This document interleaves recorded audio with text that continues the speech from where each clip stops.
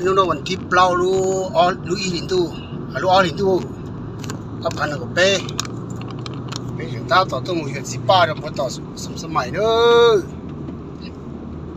gì ba mà chỉ biết tôi hiện gì ba xong tao sắm mày tao kỹ tôi mua rồi cho được nụ nữa đào kỹ chỗ đâu tôi là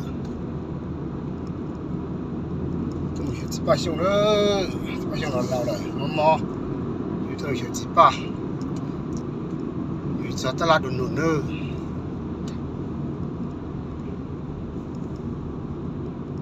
thay cho tôi sẽ sai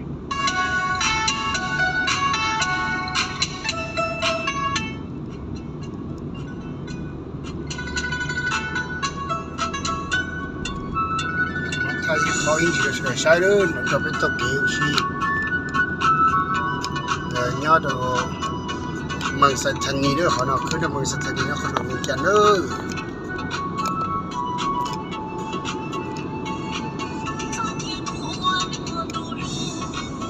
thì tao bỏ là bắt chậu say thia chẳng thì tùy thia khai được củ thế đó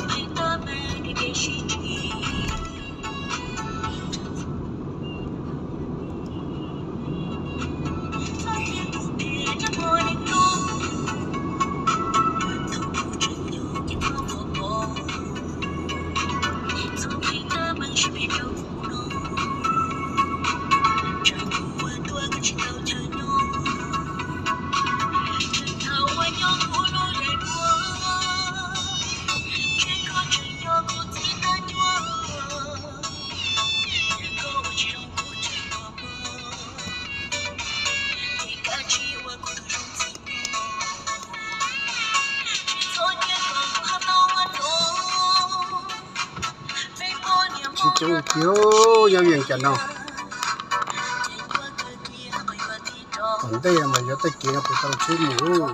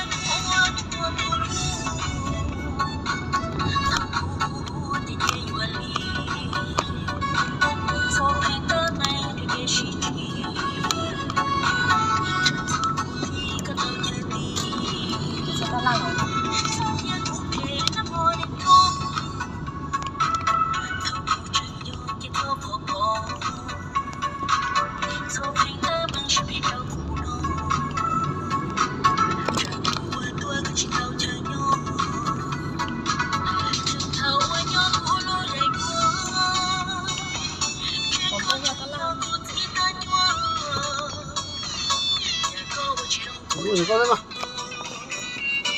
ta là giống nó đấy còn nào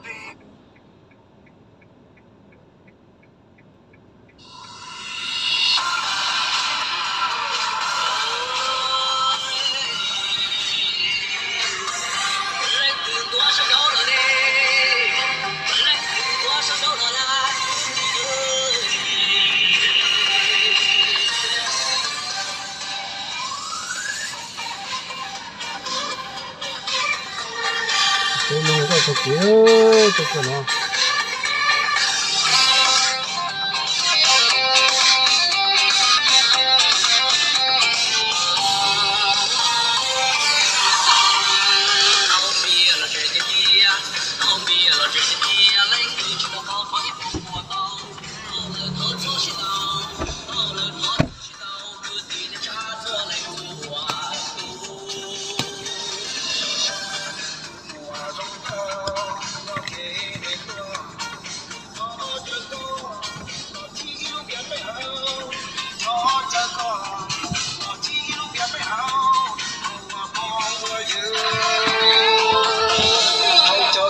朋友，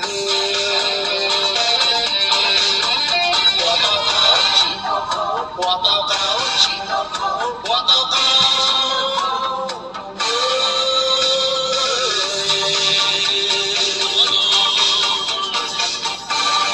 都地老，不停中头，中头，不木啊塞松，我这个老七路别背后。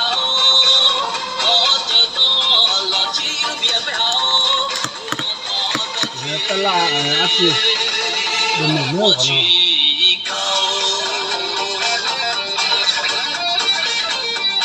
เราเราหมุนเนาะมันจุดที่ด้วย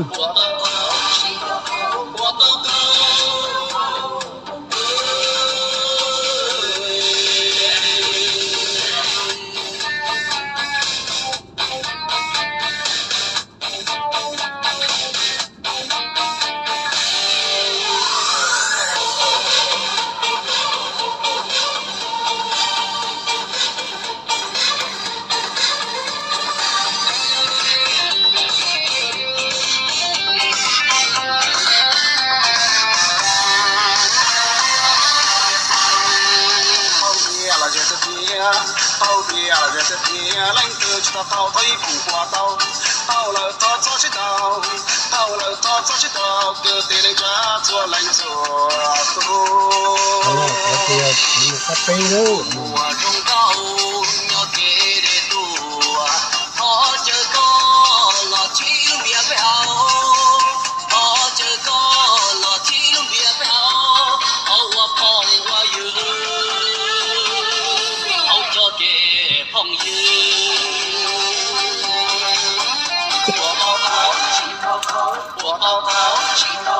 我到高，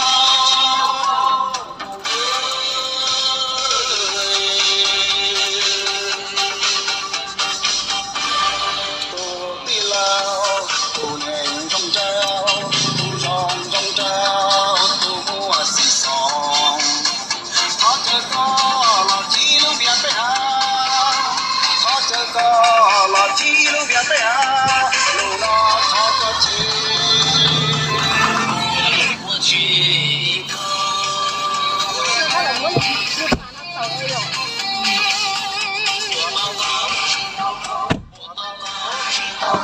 我到高。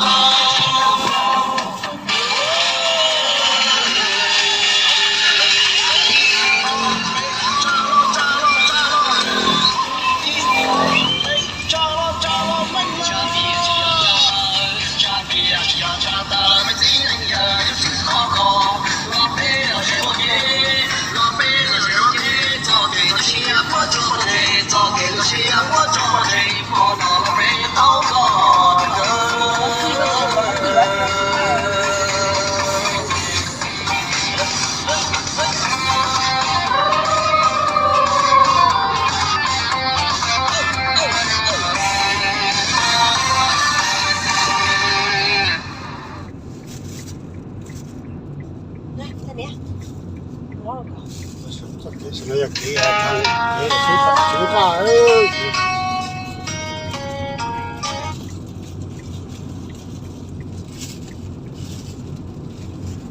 请看哎，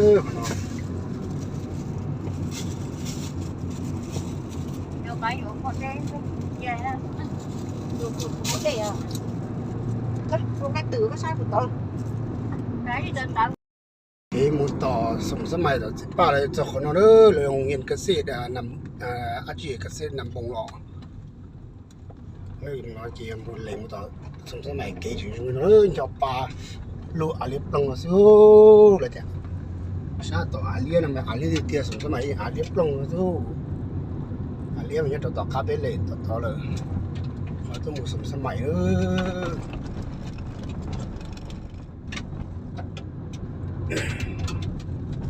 chủ nhiều khó bị tao đi cho tao chỉ ba chỉ nữa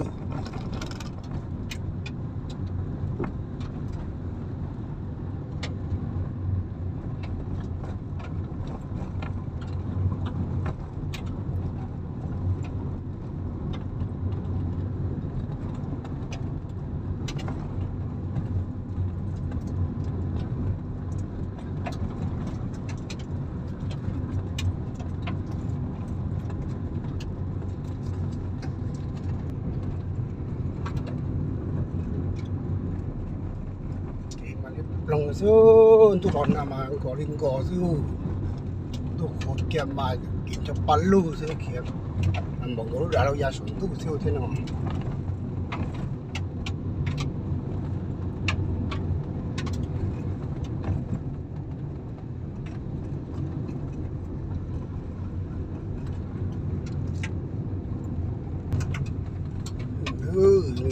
nó kia chẳng chuyện cho cha nó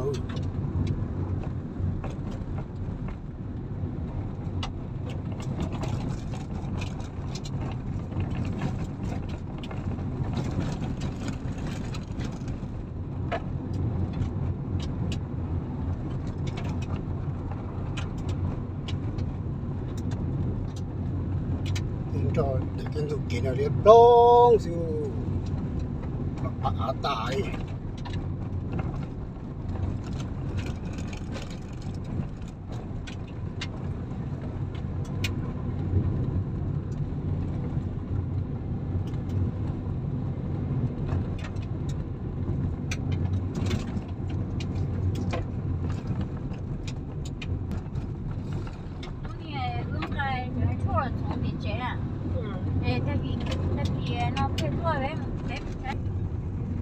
rồi sống sớm mai đi khỏi nó muốn nữa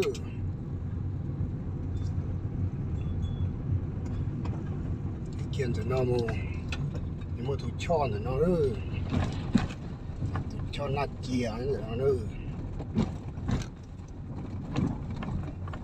tôi chạy đi nhà chỉ bùng cầu bù sầu tết chủ chế nữa bao thì chỉ cho sập phải phá đâu bao thiên nhiên đông nó tao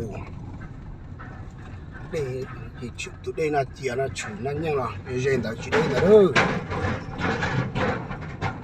cho mình cả sẽ mày thật thua đúng không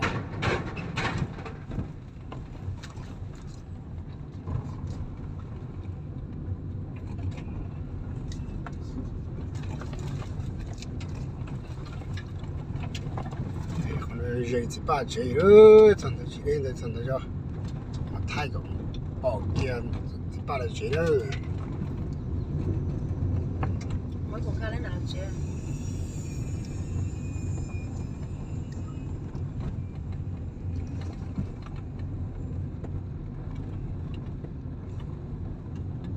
bây giờ sân mãi ơi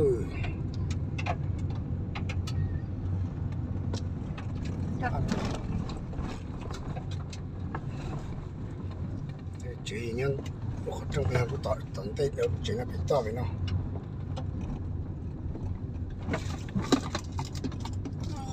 khỏi nó nữa trời lúc thì xé nó đúng không chị nó nữa khỏi trong nó nữa anh ơi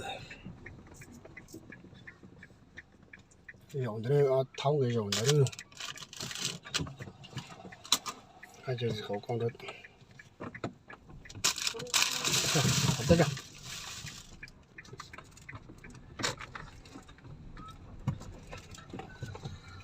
Tận nói thì tôi lo luôn, lúc nào tôi giàu luôn. Từ nhà nó có mà. Thầy chứ.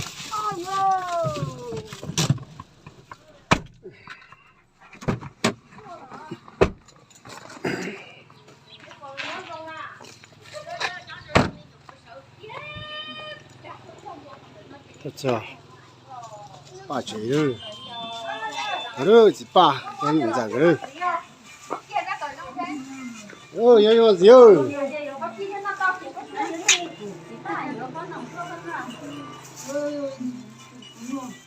Tôi thì chế rồi mà thì vừa rồi.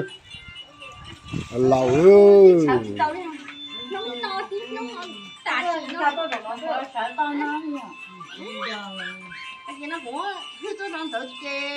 Chân đấy chỉ ba chế rồi nó là nó giờ chỉ ba những cái chế tiền rồi. Nó thật chân đấy nó là.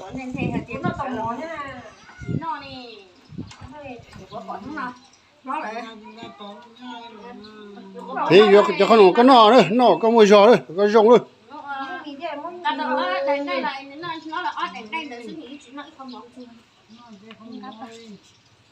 Nó giờ vẫn thịt bao.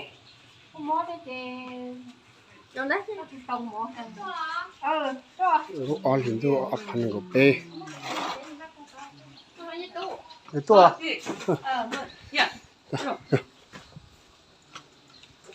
Có tuột gió chết tao đó. Nó như tao lịch sao đó.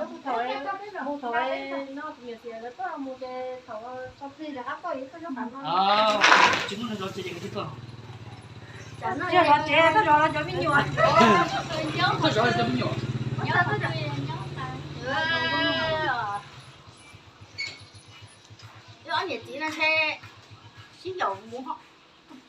Đấy, hai nữa.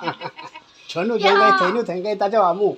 Ta phát về mót chín mà mót chấp rồi cũng là mót chấp rồi nhiều mót chấp rồi một cái nữa có áo chảo đi là còn của tự là gì à trời ơi giờ lòng mót sẽ chả có đang chè luôn thế Chẳng có phô bò thế à? Cái gì mà phô bò thế à? Giờ có phô bò đấy nhỉ? Giờ cái một bộ à?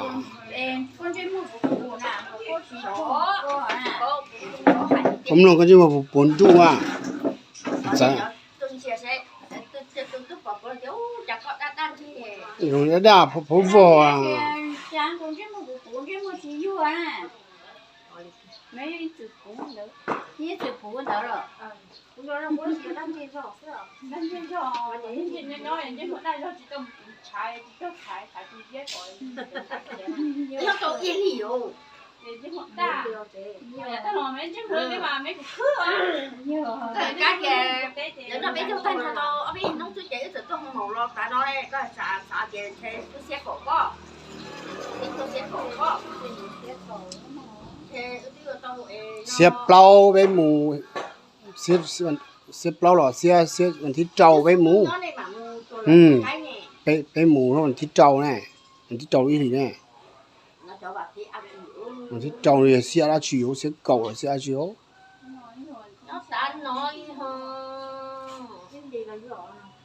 mình thịt trâu nó cái mình thịt lâu là mình chúa on nó đi gì đó.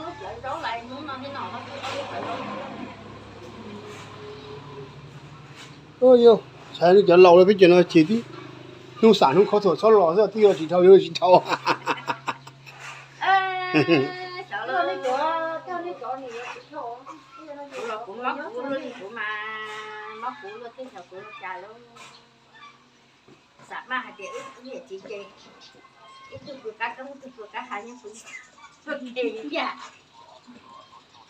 Không rồi nó cú sa chi cú sổ sa chi cú sổ chi tàu đi là mùa mót đi mót thấu của thấu gì thì cú kêu cá sa anh thấu cú sổ sa anh thấu đi thấu tiền cho gì là chị cho chị siêu học của bài chị bài ca luôn chị tiền luôn bài cá sa luôn cho gì thì giờ học đeo là chị tiền luôn đi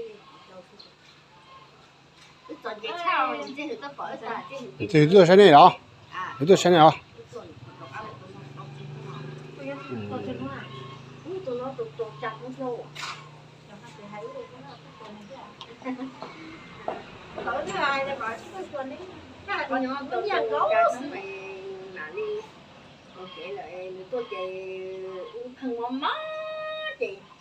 你有冇姐有冇姐？我能手指头里了，姐你都别我可以，你那个咖喱丝，你老做些了，了，有一几天有你也不知道，你刚刚到我跟他说几天，姐nó tôi chỗ nè, chuồng ngữ, chuồng ngữ rồi. Nhà tứ quân giờ chuyện người nhớ rồi á, tứ nhớ nhưng không tứ xung ra rồi, không đâu nó không có một năm á, không người lú lú được, lú còn lú no rồi, lú tổng rồi, lú trẻ cần men để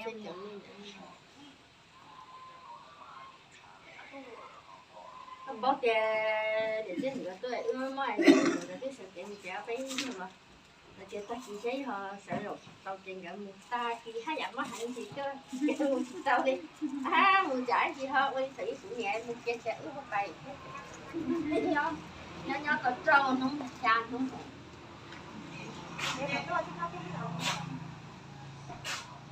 电菜多说电菜多炒。你看有只搞到这可能说哎，去搞可能天都短几年2期，有到早上又搞掉，早上的有的掏7的跑神能的，你现在寂寞了搞，有个叫都叫人家有了搞对。我你被狗买黑色狗鸡，你跑神能了。你条你有了你电脑手了，就跟就是叫人家有了搞笑，有了苦了才去啊。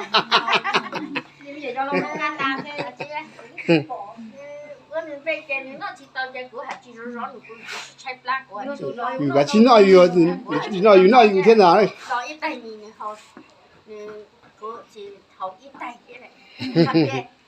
但是方妈妈我哋不係就有幾大啦，幾大còn有幾大啦。แต่ว่า摸你用的。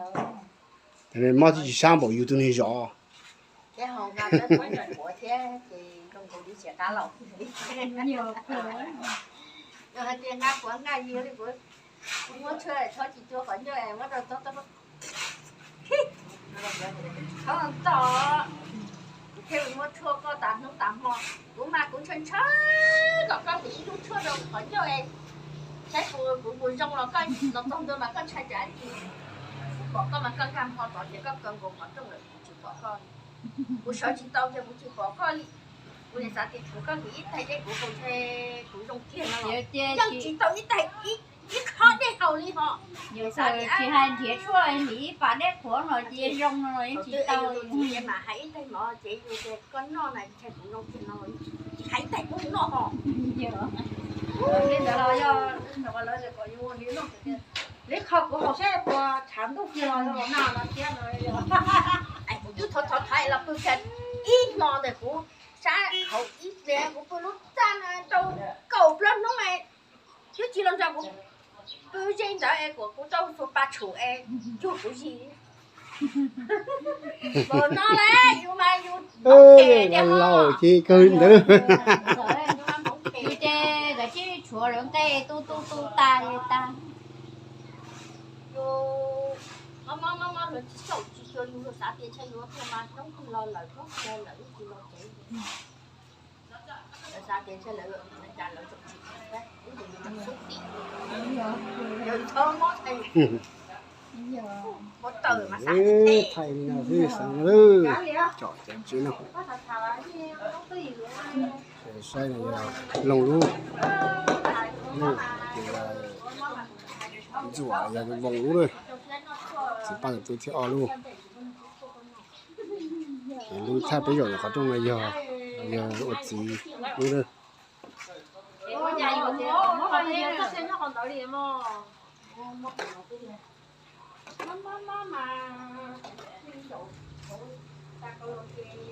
thật lì nó xưa